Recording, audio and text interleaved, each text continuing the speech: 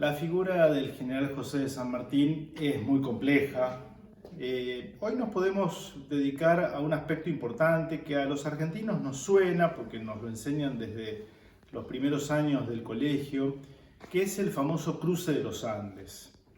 El cruce de los Andes a Chile, la campaña al Perú y su entrevista con Simón Bolívar, el otro libertador de América, en Guayaquil, en lo que hoy sería el Ecuador. Pero a veces conviene preguntarnos lo más lógico: ¿por qué cruzó los Andes? ¿Por qué llegó hasta el Perú?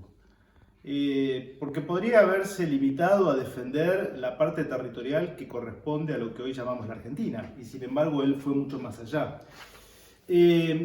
Algo que llama la atención: primero, San Martín era un militar experimentado.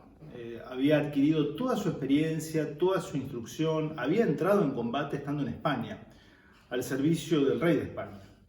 Y por eso él, cuando se instala en el Plumerillo, ese campamento en Mendoza, y prepara su ejército, al que llama el Ejército de los Andes, hace unos preparativos que son dignos de los grandes generales que ha conocido la historia. Por eso la campaña del cruce de los Andes es estudiada con posterioridad en las principales academias militares del mundo. Esto para que los argentinos tengamos en cuenta de la dimensión militar estratégica del general San Martín. No era un improvisado, era una persona que se sometía a sí mismo y sometía a su tropa y a sus oficiales a una férrea disciplina. Allí, por ejemplo, hace una labor de preparativo del ejército digna de estudio, de elogio.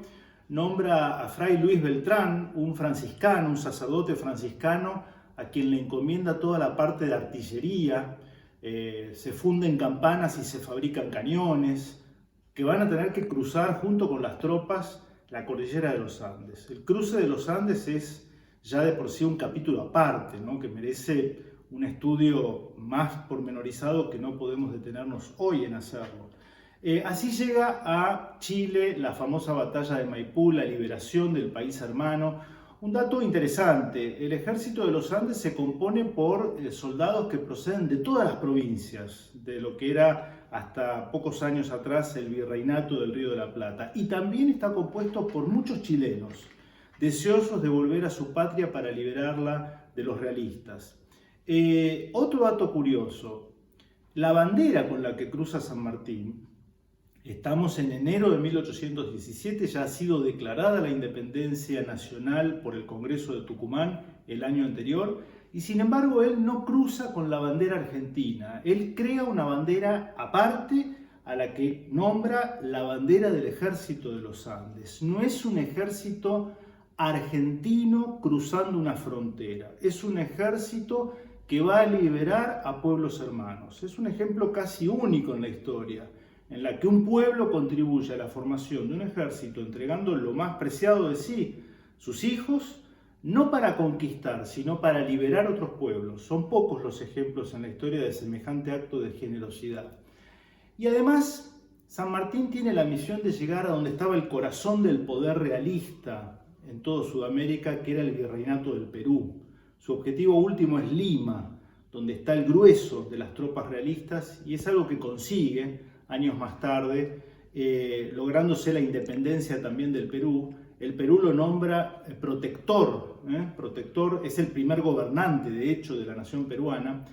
Y él nunca entendió que esta campaña tuviera por finalidad la independencia absoluta de los territorios que iba liberando, sino que lo veía como un proyecto para continentalizar lo que había sido la Revolución de Mayo originada en Buenos Aires. De hecho, va a tener instrucciones muy precisas por parte del Congreso de Tucumán, que le da instrucciones secretas y le pide que allí donde vaya procediendo a liberar a los pueblos, promueva en esos pueblos la elección de diputados que vayan a integrar ese Congreso que estaba situado, que estaba sesionando en San Miguel de Tucumán. Es decir, una confederación de estados. No olvidemos que el Congreso de Tucumán declaró la independencia no de Argentina, sino de las Provincias Unidas en Sudamérica, lo que otros podrían llamar los Estados Unidos de Sudamérica. Ese era el proyecto, ese era el plan.